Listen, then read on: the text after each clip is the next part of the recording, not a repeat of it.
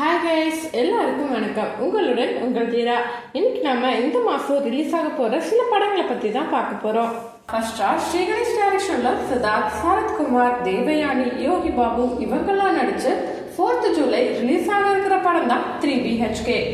ஒரு middle class family அவங்களோட கனவான சொந்தமாக ஒரு வீடு வாங்க எத்தனை கஷ்டங்களை தாண்டி வர வேண்டியது இருக்கு அப்படிங்கிறத காட்டுற மாதிரியான ஒரு படம் தான் இது.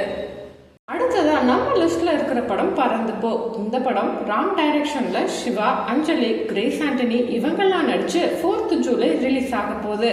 ஒரு அப்பாவும் பையனும் அவங்களோட பிஸியான லைஃப்ல இருந்து ஒரு பிரேக் எடுத்துட்டு ஒரு லாங் ட்ரிப் போறாங்க.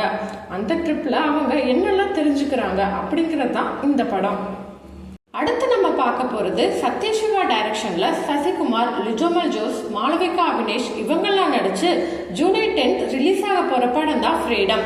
1990ல ஸ்ரீலங்கா மக்கள் தமிழ்நாட்டில் என்ன மாதிரியான ப்ராப்ளம்ஸ்லாம் ஃபேஸ் பண்ணாங்க அப்படிங்கிற உண்மை சம்பவத்தை பத்தின படம் தான் இது. அடுத்ததா நம்ம லிஸ்ட்ல இருக்கிறது எலன் டைரக்ஷன்ல விமல், சிங்கப்புலி, ஹர்ஷிதா, புகழ் இவங்கெல்லாம் நடிச்சு 11th ஜூலை ரிலீஸ் ஆக போற தேசிங்க ராஜா பார்ட் 2.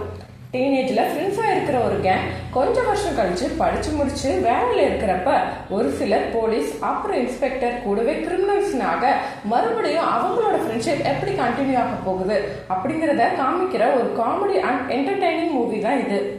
அடுத்ததான் நம்ம லிஸ்ட்ல இருக்கிறது சுதீஷ் சங்கர் டைரக்ஷன்ல ஃபகத் ஃபாசில், வடிவேலு, கோவி சரளா இவங்கெல்லாம் நடிச்சு 18th ஜூலை ரிலீஸ் ஆக போற படம் தான் மாரிசன். படத்தோட கதையை பற்றி சொல்லணும்னா, மெயின் ரோடில் இருக்கிற ஃபகத் ஃபாசிலும் வடிவேலும் ஒன்றா சேர்ந்து நாகர்கோயிலேருந்து திருவண்ணாமலைக்கு போகிறாங்க. அப்படி போகிறப்ப என்னெல்லாம் நடக்குது அப்படிங்கிறது தான் இந்த படத்தோட கதையே. ஓகேங்க, இந்த லிஸ்ட்ல நான் பார்க்கணும்னு நினைச்சு ரொம்பவே ஈகரா வெயிட் பண்ணிட்டு இருக்க படம் 4th ஜூலை ரிலீஸ் ஆக இருக்கிற 3BHK and 18th July release ஆக இருக்கிற மாரிசன். இந்த 2 படமும் தான்.